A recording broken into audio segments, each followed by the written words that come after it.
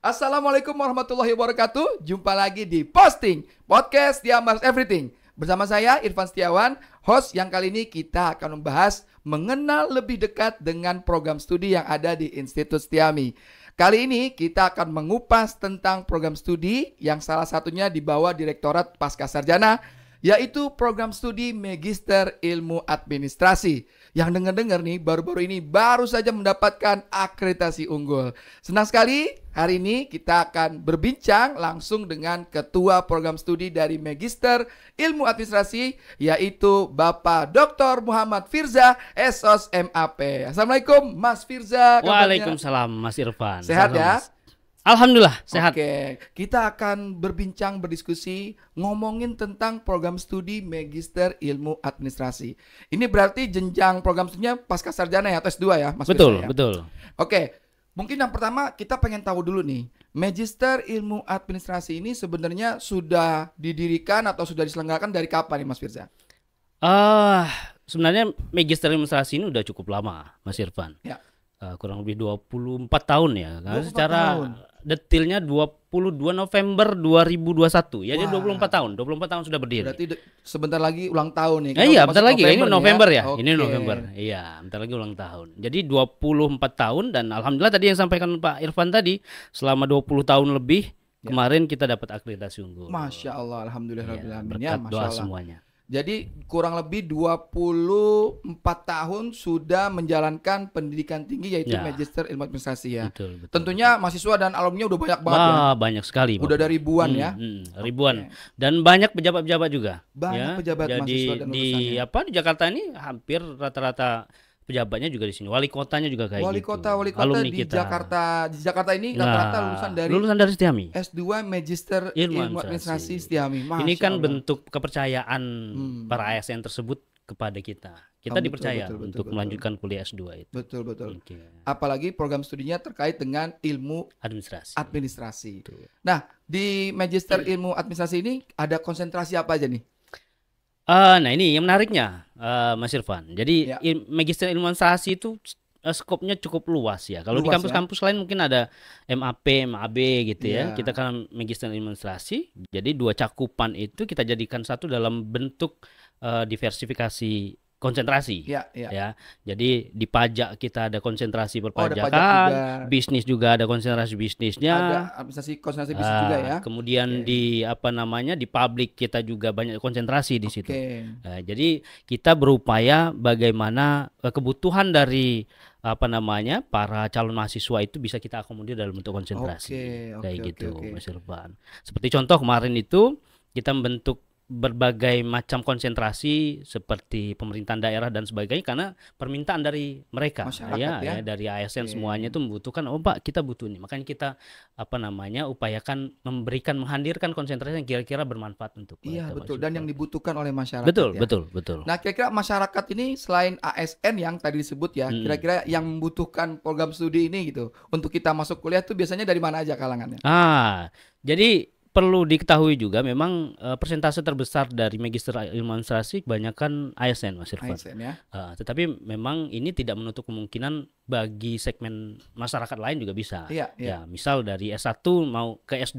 Nah, ini kan betul. banyak yang belum tahu. Ternyata Mas Irfan, kalau kita lihat dari pembukaan lowongan pekerjaan ASN Ya. itu saya survei sedikit dari 5 tahun terakhir ini, hampir setiap kementerian, lembaga dan sebagainya itu membutuhkan lulusan administrasi. Administrasi. Nah, ya. jadi ini kan peluang bagi teman-teman misalnya adik-adik yang mau kuliah Ya. gitu di S2 pasca, apalagi saat ini udah unggul. Artinya Ya. kesetaraan kita dengan kampus lain itu sudah bisa disandingkan Ya, gitu kan. ya, oke. Nah, di ASN di kementerian dan lembaga-lembaga ini membutuhkan akreditasi yang unggul Ya. untuk lulusan itu, Ya. untuk bekerjanya. Ya. Makanya ini peluang besar bagi adik-adik yang mungkin mau masuk di Setiami karena lowongan, kita berbicara lowongan kerja Ya, di pemerintahan itu besar sekali. Hampir setiap kementerian itu membutuhkan ilmu administrasi. Jadi kalau dibuka CPNS tuh ya, biasanya dibutuhkan salah satunya Banyak adalah sekali, iya. lulusan administrasi. Administrasi.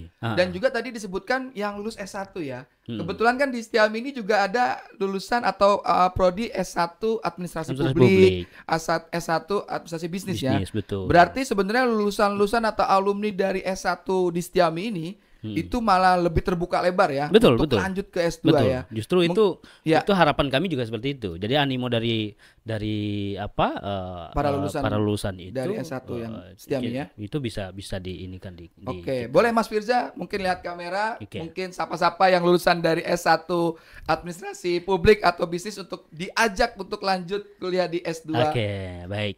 Baik. Bagi adik-adik yang saat ini sedang menempuh S1 baik itu di administrasi publik maupun administrasi bisnis, kita membuka peluang besar di Magister Ilmu Administrasi ini. Sekali lagi karena tadi itu cakupan untuk peluang kerja di pemerintahan sangat besar di situ. Kemudian yang satu juga yang perlu diperhatikan, banyak program baru di kita ya. Ada RPL yang cukup singkat saat ini. RPL, ya? Apa perkuliahannya kalau di S2 itu 1 tahun, Mas Irfan. Oh, RPL itu 1 tahun. 1 tahun kalau ya. mengambil RPL ya. Nah, ini yang cukup menarik karena biasanya kalau kuliah standar itu kan biasanya 2 tahun. Bahkan kalau saya dulu sampai 3 tahun, Mas Irfan. Ini 1 tahun. Ya, gila memang. RPL ini. Makanya ini mumpung kebijakan ini baru, ya. Kita nggak tahu ke depan seperti apa kebijakannya kan. Mumpung itu ada, kemudian juga di Magister Administrasi ini cukup fleksibel bagi teman-teman yang mungkin sambil bekerja dan sebagainya kan. Pola pembelajaran kan blended, Mas. Jadi kita bisa hybrid juga di situ, kemudian ada Zoom dan offline, ada yang online gitu. Betul. Jadi lebih mengakomodir fleksibilitas dari teman-teman nanti agar bisa masuk di kita. Jadi kurang apa juga? Sudah fleksibel, sebentar kuliahnya, unggul juga kan. Nah, potensi pekerjaan di luar juga banyak kayak gitu. Nah, jadi prospek kerjanya selain yang tadi disebutkan nih, prospek kerja mereka setelah ngambil S2 ya. Tentunya setelah dia bekerja, setelah lulus S1 dia bekerja. Kenapa sih harus melanjutkan S2? Karena apakah prospek kerjanya makin meroket, karirnya apa seperti apa, Mas Firza? Ya, kalau bagi yang belum bekerja memang prospeknya masih besar sekali. Ya. Kita lihat tadi yang seperti yang saya bilang tadi ya, persentase dari kementerian itu hampir semuanya membuka lowongan untuk Magister Ilmu Administrasi. Itu yang pertama. Yang kedua, bagi yang sudah ASN, ASN ini tentu akan berdampak. Ya, kenapa sampai dengan saat ini sudah 20 tahun lebih kita dipercaya oleh ASN untuk kuliah di kita, karena memang ilmu kita ini di Magister berpengaruh untuk kenaikan pangkat mereka. Kenaikan pangkat. Iya. Kayak gitu. Jadi baik itu yang belum bekerja maupun sudah bekerja, semuanya berdampak positif di situ, Mas Irfan. Jadi ya kapan lagi gitu kan, sistemnya sudah fleksibel, kemudian sudah unggul juga, kemudian juga singkat juga tadi kan. Kalau zaman kita bisa berapa tahun itu kuliah? Memang untuk masa kuliahnya sebenarnya normalnya berapa nih, Mas Firza? Normalnya. Lalu ada lagi tadi program RPL. Betul. Kok Mas Firza bisa sampai 3 tahun ya? Mungkin itu bukan abnormal mungkin. Oh, itu abnormal. Sebenarnya berapa normal masa kuliahnya? Kalau standarnya kita itu 3 sampai 4 semester, Pak. Oke, 3 Jadi, sampai 4 tapi semester. standarnya biasanya diberlakukan itu 4 semester, 2 tahun lah ya. 2 tahun. Nah, ini di luar RPL. Makanya kalau RPL ini 1 tahun tadi. Oke, kan? RPL itu berarti sebenarnya program rekognisi pembelajaran lampau ya, yang biasa kita kenal mengakui dari pengalaman kerja betul calon Mas mahasiswa ya. Jadi kita mengkonversi pengalaman pekerjaan mereka selama berapa tahun sebelumnya kan untuk bisa mengikuti program ini. Memang ada beberapa prasyarat gitu, Mas Irfan. Tetapi tentu benefitnya lebih karena durasi yang singkat itu sangat menguntungkan ya bagi mahasiswa. Jadi rata-rata jadinya kalau ada RPL ini jadi setahun ya. 1 tahun. Iya, 1 tahun. S2. Selesai S2. Wah. Bayangkan. Tapi ada proses dulu ya sebelumnya ya. Ada proses. Ada. Jadi kalau dokumen, RPL asesmen. Betul. Kalau RPL itu memang kita ada prosedurnya lebih banyak ya. Kita harus ada asesmen juga di situ kan, nanti ada ininya, asesornya di situ, kemudian berkas-berkas semuanya bisa ditanyakan di sana nanti.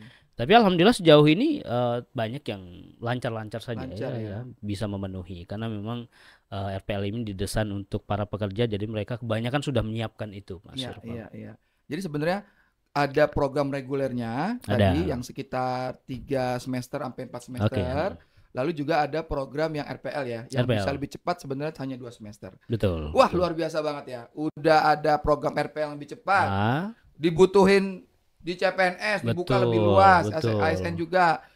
Kuliahnya fleksibel. Nah, mengenai kuliah fleksibel nih, Berarti sebenarnya kalau mereka yang mau masuk S2 itu kuliahnya sebenarnya nggak pagi ya, bayangan nggak pagi ya sebenarnya kayak untuk kelas karyawan ya. Jadi kebetulan juga karena kita tahu ya segmentasi mahasiswa di Pasca itu banyak ASN ya dan pegawai gitu ya. Mereka biasanya kerja itu pulangnya jam 5, maka kita sesuaikan perkuliahan setelah pulang kerja gitu ya. Iya. Kurang enak apa lagi juga kan.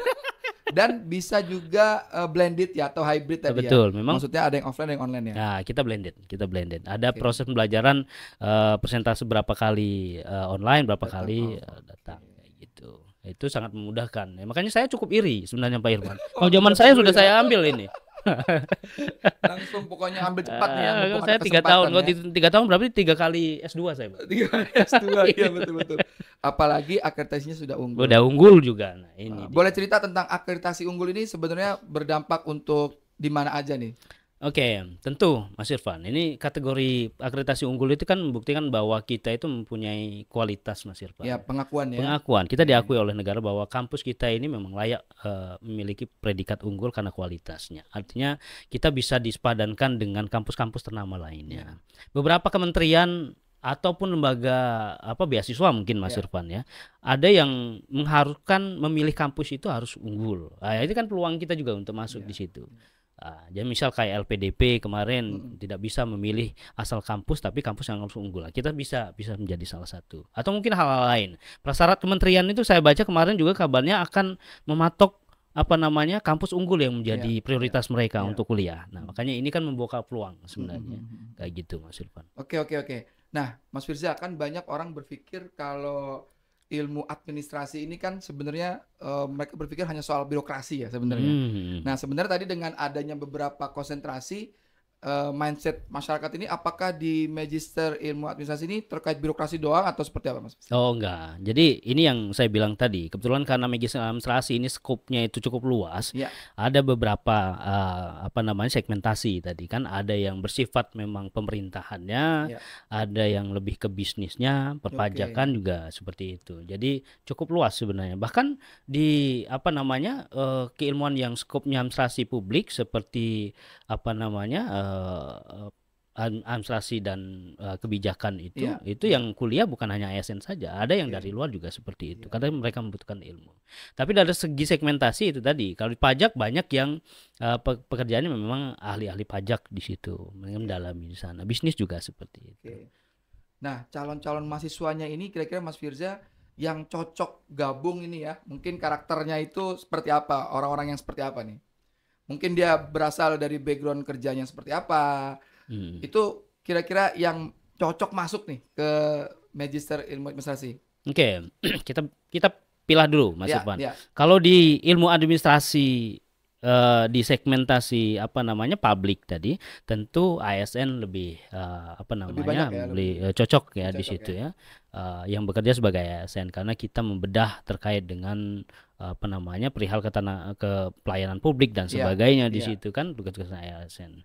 Kemudian juga bagi yang belum kerja juga Mas Irfan. Jadi karena peluang tadi makanya ini terbuka untuk umum ya, bukan hanya yang sudah bekerja saja sebagai ASN tetapi bagi yang belum bekerja pun bisa saja masuk di situ ya karena peluang tadi. Kemudian kalau di sektor bisnis tentu akan banyak ya JM dan sebagainya. Kemarin ada beberapa JM yang masuk di kita itu untuk kuliah. Manajer itu juga bergabung ke kita untuk mendalami ilmu bisnisnya. Kemudian ada juga di pajak, kebanyakan kalau pajak ini memang praktisi pajak Mas Irfan ya. Kebetulan kita banyak sekali praktisi senior yang mengajar di kita ya. Yang sudah malang melintang. Dosennya pun praktisi. Jadi kita diuntungkan, maksudnya kelebihan kita di Setiami itu di pasca sarjana itu banyak dosen-dosen praktisi yang memang sudah sekaliber luar biasa gitu kan. Ada yang mantan dirjen gitu. Kemudian banyak hal gitu. Jadi mereka kebanyakan antusias masuk di kita itu karena banyak juga praktisi yang mengajar. Karena dosen praktisi itu kan dia bukan hanya mengajar teori ya. Betul, praktek tapi lebih juga. Sharing pengalaman dia. Betul. Itu banyak gitu. Yang relevan di dunia kerja saat itu ya. Saat ini juga.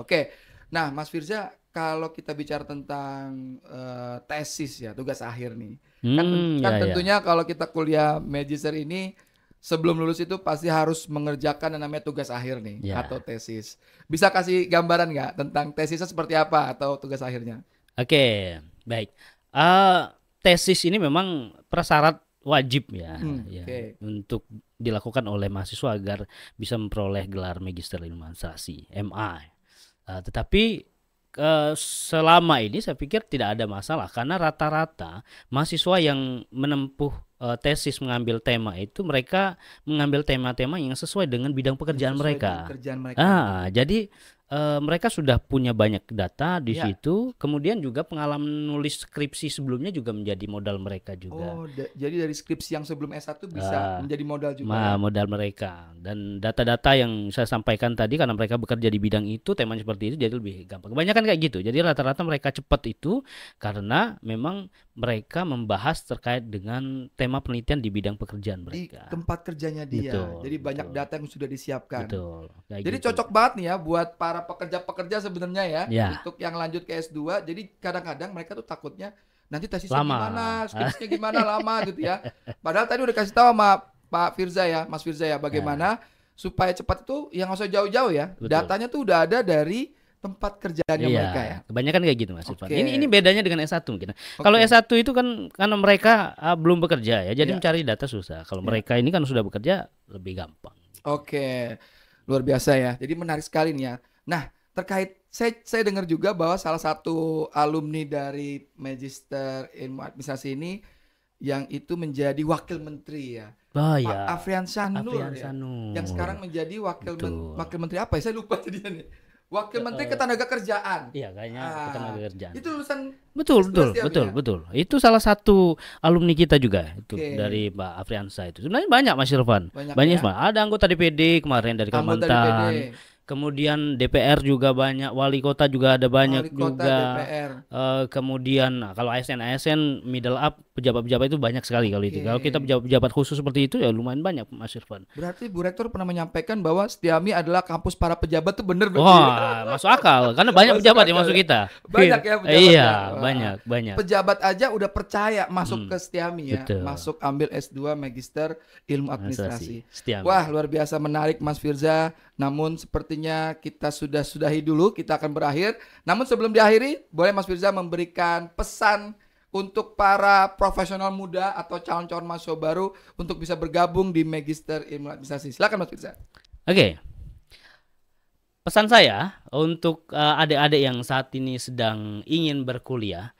Saat ini banyak sekali program-program pemerintah yang memberikan kemudahan atau fleksibilitas dalam menempuh kuliah di Magister Ilmu Administrasi. Ambil kesempatan ini karena belum tentu ke depan masih ada. Betul. Ya. Seperti yang saya sampaikan tadi di Institut Setiami Magister Ilmu Administrasi khususnya kita sudah unggul, kemudian ada fleksibilitas juga sudah ada di situ, kemudian RPL ada ya, jadi jangan disia-siakan. Mungkin itu Mas Irfan. Terima kasih Mas Firza. Sampai jumpa di pertemuan berikutnya ya. Sama-sama Mas Irfan. Terima kasih. Hari ini teman-teman sekalian dengan Ketua Program Studi Ilmu Administrasi.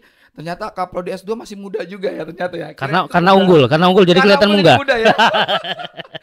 Senang sekali hari ini. Terima kasih Mas Firza dan teman-teman Setiamers atau para netizen. Ya, saksikan lagi nanti di segmen-segmen berikutnya. Kita akan berbicara dengan semua bagian program studi yang ada di Institut Setiami. Namun sebelum ditutup, seperti biasa, seperti host Pak Sakti ya, kita akan kasih pantun juga ya. Kesepian tanpa kekasih. Cakep. Ulang. Kesepian tanpa kekasih. Cakep. Hidup hampa tanpa dirinya. Cakep. Cukup sekian dan terima kasih. Sampai jumpa di posting berikutnya. Assalamualaikum warahmatullahi wabarakatuh. Terima kasih Mas Firza. Waalaikumsalam warahmatullahi wabarakatuh. Selamat.